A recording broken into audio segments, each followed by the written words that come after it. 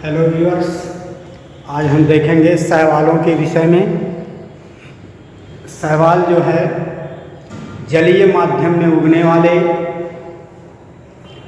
पौधे होते हैं जिनमें हरा रंग होता है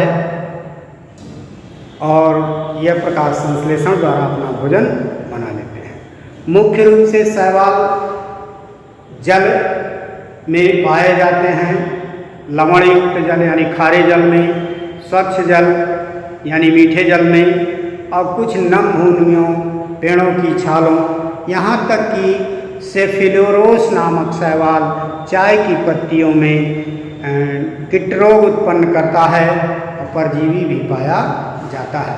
तो कुछ अपवादों को छोड़ दें तो शैवाल मुख्यतः जल एक्वेटिक होते हैं, जलीय स्रोतों में उगने वाले हरे रंग के पौधे होते हैं। आर्य छट्टेकर ने शैवालों को पादप जगत में रखा है, परंतु शैवाल में संवहनी ऊतक नहीं होते, फल फूल आदि नहीं बनते। इनमें जनन तीनों प्रकार से होता है: कायिक जनन, अलैंगिक जनन व लैंगिक जनन। इस तरह से सरल प्रकार, अति सरल प्रकार के हरे पौधे होते हैं। शैवालों के प्रमुख लक्षण देखें। शैवाल तंतुमय थैलोफाइटा के पौधे होते हैं। तंतुमय का अर्थ है कि इनका शरीर धागे के समान, एक कोशिका के ऊपर दूसरा, दूसरे कोशिका के ऊपर तीसरा, या एक ही कोशिका के। कुछ शैवाल एक कोशिकीय होते हैं जैसे क्लेमिडोमोनास और बालवाक्स, और बाकी सब बहुकोशिकीय होते हैं। इनकी कोशिकाएं यूकैरियोटिक होती हैं, यानी इनमें स्पष्ट केंद्रक पाया जाता है। कोशिकाओं में हरित लवक भी पाया जाता है। थैलोफाइटा होते हैं, अर्थात इनमें जड़ तना पत्ती का भी भेद नहीं होगा। तालाबों में आप कुछ बड़े बड़े शैवाल देखेंगे, पत्ती जैसी रचनाएं उसमें दिखाई देती हैं, परंतु वह विज्ञान के रूप में पत्तियां नहीं होती हैं, केवल कोशिकाएं होती हैं जो चपटी होकर के पत्ती का काम करती हैं। इसीलिए इनमें जड़ तना पत्ती का भी भेद नहीं होता है, अर्थात संपूर्ण शरीर, पादप शरीर थैलस बनाता है, इसीलिए इन्हें थैलोफाइटा कहा गया। यह मुख्यतः जलीय होते हैं, परंतु कुछ नम स्थानों पर भी उगते हैं। हमने पहले बताया कि शैवाल मुख्य रूप से जल स्रोतों में उगते हैं, वह लवणीय जल हो या स्वच्छ जल हो या गीली भूमियाँ हों या बराबर नम बने रहने वाले पत्थर, पेड़ों के तने आदि पर उगते हैं। एक शैवाल ऐसा है अब तक पाया गया, सेफिलोरोस, जो चाय की पत्तियों पर रोग उत्पन्न करता है, परजीवी होता है। इसमें पुष्प, फल, बीज नहीं बनते, बीजाणु द्वारा ये जनन करते हैं, यानी बीज जैसे अणु बनते हैं। इनकी कोशिकाएं अलग होती हैं और कोशिकाओं के ऊपर भित्ति बन जाती है, प्रतिकूल वातावरण में पड़े रहते हैं, जिन्हें हम बीजाणु कहते हैं, स्पोर कहते हैं। यही स्पोर आगे चलकर अंकुरित होकर नए शैवाल को जन्म देते हैं। इनमें संवहनी ऊतक नहीं पाए जाते, अर्थात जाइलम फ्लोएम बिल्कुल नहीं होता, क्योंकि ये इनका संपूर्ण शरीर जल में डूबा रहता है और अपने शरीर से ही जल की आवश्यकताओं को पूरा कर लेते हैं। और शरीर की प्रत्येक कोशिकाओं में हरित लवक होता है, कोई प्रकाश संश्लेषण कर लेते हैं, इसलिए संवहन की कोई आवश्यकता नहीं होती। इसके कारण इनमें जाइलम फ्लोएम जैसे ऊतक नहीं पाए जाते।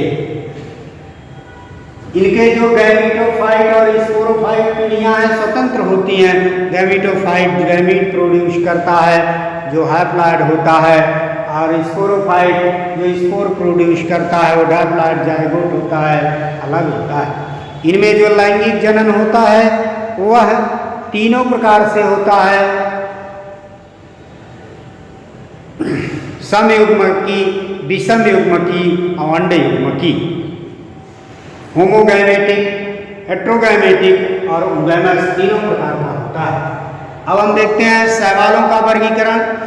अनेक वैज्ञानिकों ने अनेक तरह से वर्गीकरण किया है, लेकिन मुख्यतः शैवाल के 3 ग्रुप हैं। वैसे कुछ वैज्ञानिकों ने इन्हें 10-10 समूहों तक बांटा है। लेकिन शैवालों के मुख्यतः 3 ग्रुप बताए गए हैं। ये शैवालों के वर्गीकरण किए गए, क्या देखकर वर्गीकरण किया गया, आधार क्या है? तो शैवालों के वर्गीकरण का मुख्यतः 3 आधार है। शैवालों में संचित भोजन किस रूप में है, उनमें उत्पत्ति वर्णकों के प्रकार यानी पिगमेंट कौन से हैं, क्लोरोफिल किस प्रकार के हैं, और उपस्थित फ्लैजिला उन पर चलने वाले अंग फ्लैजिला रोम जैसी रचनाएं कैसे हैं, उपस्थित हैं कि नहीं हैं, पाए जा रहे हैं, 1 हैं, 2 हैं कि 8 हैं या बिल्कुल नहीं हैं। इस आधार पर, इन 3 आधारों पर शैवालों का वर्गीकरण किया गया है।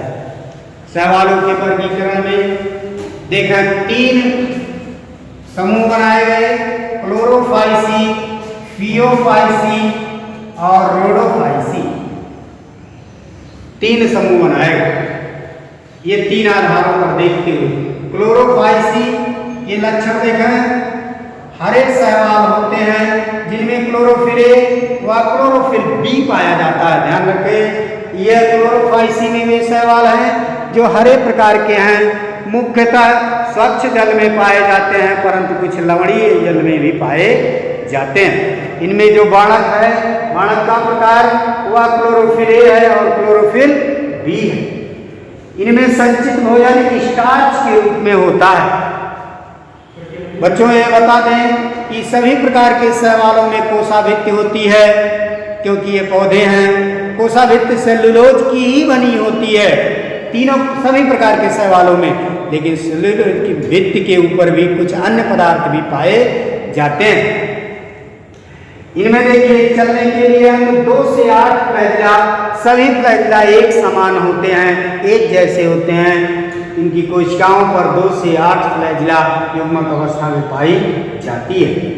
इनकी कोशाभित्ति पर सेलुलोज के साथ साथ कैल्शियम कार्बोनेट, सिलिका डाइऑक्साइड आदि का जमाव भी रहता है। जो आपने डायटम्स में देखा कि डायटम्स के शैवाल जो होते हैं, एक कोशिकीय शैवाल होते हैं, उन पर सिलिका डाइऑक्साइड का जमाव हो जाता है और वो डाइटोमेसियस मृदा, मुल्तानी मिट्टी जिसे आप कहते हैं, के रूप में बन जाते हैं। समुद्र की तली में इकट्ठा हो जाते हैं, जिसे TNT या अवशोषक यानी विस्फोटक पदार्थ के रेडिएंट को अवशोषक के रूप में प्रयोग किया जाता है। पेंट बार्सनीस बनाया जाता है, सौंदर्य प्रसाधन टूथपेस्ट बनाए जाते हैं और इस तरह से जो है वो भट्टियाँ, वातीय भट्टियाँ यानी जिसमें कुछ जलाते हैं, ऐसी भट्टियाँ बनाई जाती हैं। स्पेसियान के टाइल्स बनाए जाते हैं, ये सब बनाए जाते हैं और इसी वर्ग के शैवाल होते हैं। उदाहरण है क्लोरेला, स्पाइरोगाया, यूलोथ्रिक्स आदि। ये हरे शैवाल हैं। हरे शैवाल, ये 3 मुख्य लक्षण देखें आप। संचित भोजन स्टार्च के रूप में, वर्णक के प्रकार क्लोरोफिल ए और बी, उपस्थित फ्लैजिला 2 से 8, कोशाभित्ति पर कैल्शियम कार्बोनेट का जमाव होता है कुछ शैवाल। दूसरा फियोफाइसी, ये भूरे शैवाल, फियो मतलब भूरा, जिनमें क्लोरोफिल ए होता है और क्लोरोफिल सी होता है।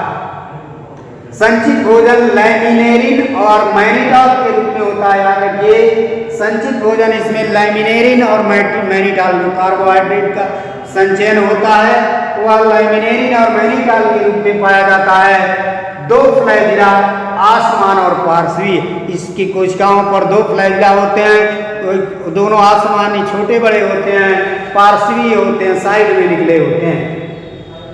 यह मुख्यतः लवणीय जल में पाए जाते हैं, परंतु कुछ स्वच्छ जल में भी पाए जाते हैं। कोशाभित्ति पर एल्जिन नामक पदार्थ का जमाव होता है कुछ जातियों पर, जिसे एल्जिन नामक औषधि बनाई जाती है, जो दर्दनाशक औषधि के रूप में होता है। उदाहरण है फ्यूकस, सारगासम, लैमिनेरिया आदि। तीसरा वर्ग है रोडोफाइसी।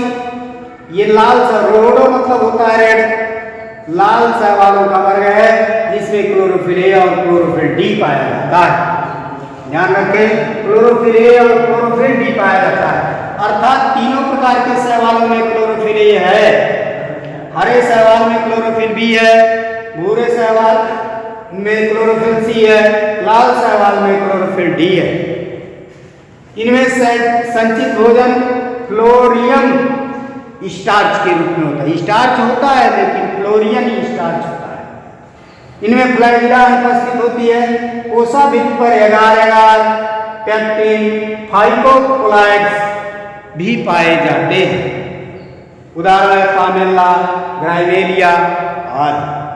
अब हम देखेंगे शैवालों का हमारे लिए क्या महत्व है।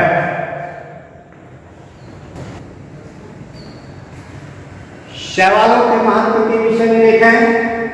लाभदायक क्रियाएं भोजन के रूप में विश्व के अनेक देशों में पशुओं को खिलाने के लिए अल्वा, लैमिनेरिया, सारगासम, कारा आदि शैवालों का प्रयोग किया जाता है। शैवालों की कोशिकाओं में खनिज व विटामिन बहुत प्रचुर मात्रा में पाए जाते हैं, इसलिए अल्वा, कारा, सारगासम जैसे शैवालों को कुछ देशों में साग के रूप में सब्जी बना करके भी प्रयोग करते हैं। यानी पशुओं को भी खिलाए जाते हैं, मनुष्य भी इसे सब्जी आदि के रूप में प्रयोग करते हैं।